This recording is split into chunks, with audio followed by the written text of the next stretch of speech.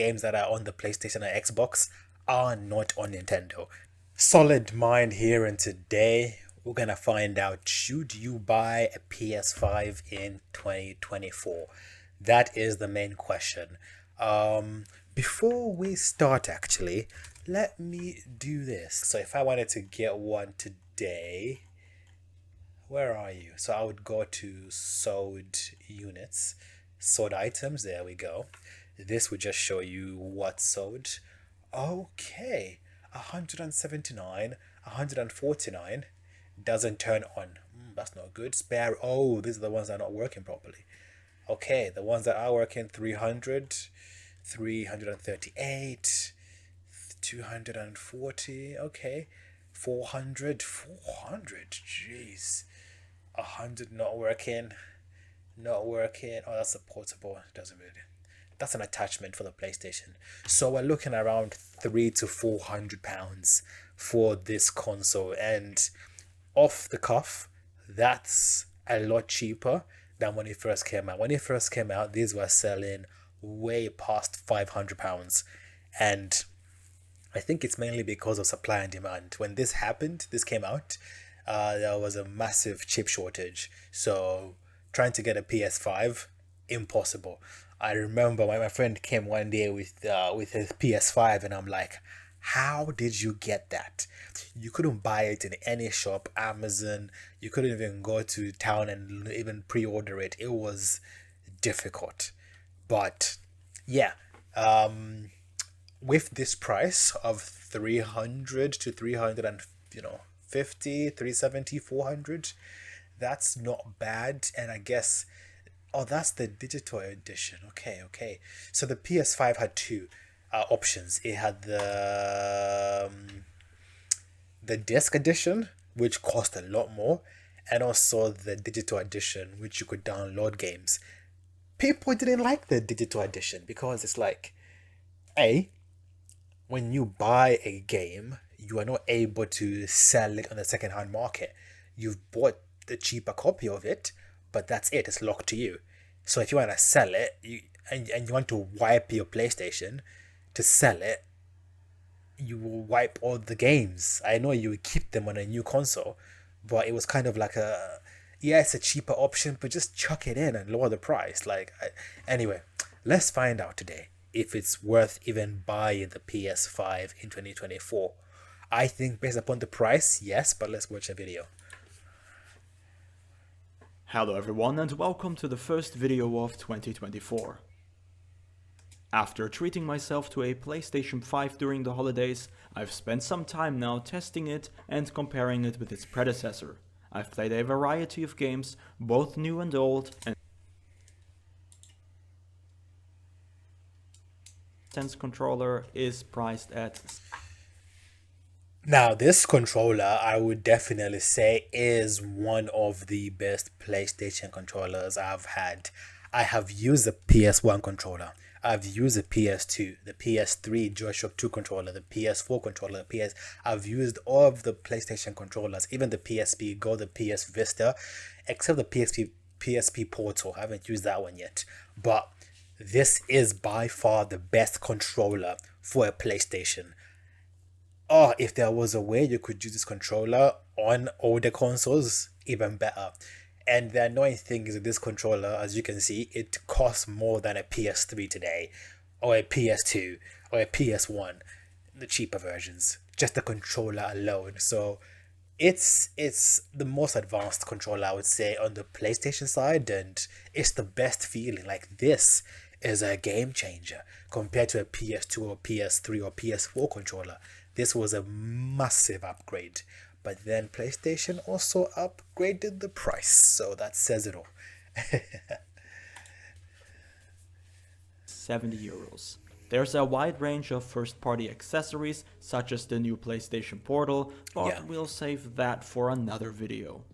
For now, I want to dive into the latest iteration of the PS5. Sony is phasing out the launch model in favor of the slim version, which stands out with... Yeah, the launch version was a lot bigger, and the slim version was a lot thinner and quieter. So for me, that was a big factor. And look at this. Like, this one looks nice and sleek. How hard is it to put this in there? I actually watched a video of somebody like tearing down a PS5, and it's mostly just empty space. The space is designed to cool it down a lot. That's why there's so much volume, so that when you're playing this for hours and hours, it's not as loud and it stays very cool because there's enough room for air to circulate. That's why it's big like this, but it doesn't have to be. It's just designed that way. So having this disk drive, like, is it hard to put this in the middle? I know there's buttons in the middle and ports and all the nice stuff, but I think it would look better if it was just this same size with the disk drive on the side.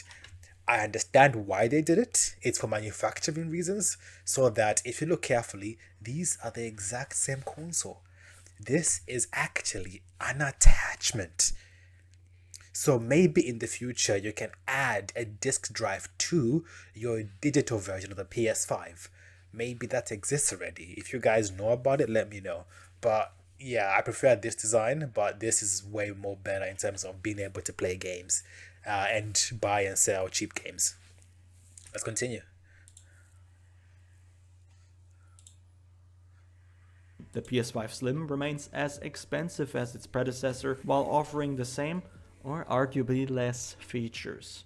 I opted to buy the launch model while it was still available. In fact, yeah, I'm glad you bought it. Let's go a bit forward.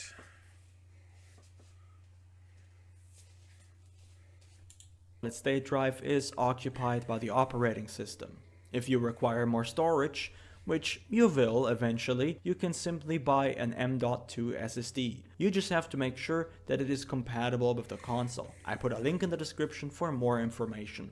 External SSD. One thing that I've seen with these games consoles is they've really tried to integrate PC components into these games consoles, because there is really three main consoles out there.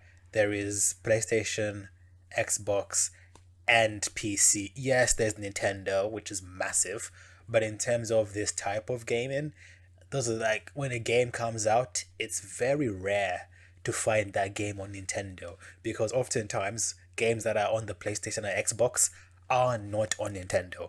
It's a different console completely.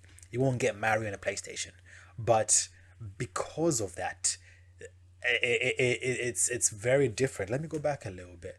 It's very different in terms of, like, in the past, they would make bespoke parts where, for example, they would spend a lot of money building unique elements just for a console and making the money back on the games. But now, being able to utilize off-the-shelf PC components, they can make use of economies of scale, where they can actually buy in bulk and save a little bit of money. And for example, being able to upgrade the SSD with the off-the-shelf M.2 is a game changer. It means you can upgrade it to whatever you want, basically. So it's not bad, not bad. Compatible with the console.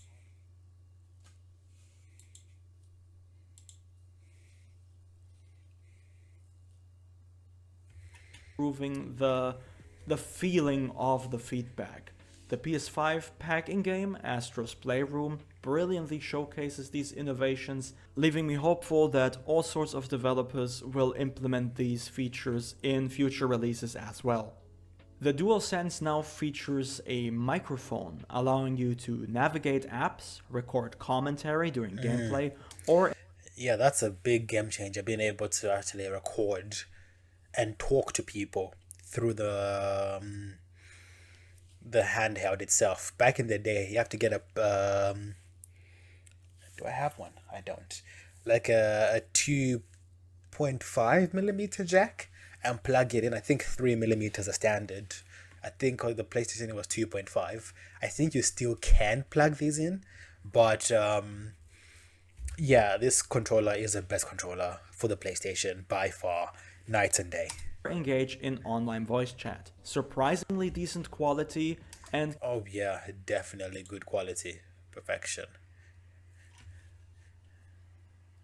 Now let's wrap this up a little bit. Should you buy the PS5 in 2024? I will give you two answers. Two answers. I'm gonna say yes if A, money is not a factor, B, the games you want to play are only played on the PS5 and not on the PS4. And also, if you want the console to last you a good 5-10 years, maybe 5 years. Normally, PlayStation upgrades every 5 years. It's not every 2 years. Throughout that 5 year cycle, they do like the slims, the pros. So if you want to make sure that the games you get will still be able to be played when the PS6 comes out, to get it. I'm gonna say no if the games you want to play are available on the PS4. The PS4 is a very good console. You can still get AAA games. You can still get most of the PS5 games on the PS4. It's a lot cheaper. It has basically the same controls as the PS5. The controller doesn't feel as good, but the gameplay is very similar, so you can't really fault it. And oftentimes, if you're playing a 2024 game, like FIFA's now changed to a different name, hasn't it? Let's say you're playing online games, right? You can still play with people on a PS5 because you're online. So I would say if price is a factor, don't buy it. Get a PS4. It does almost the same thing. If you want a console that will basically last you another 5-10 years, get a PS5.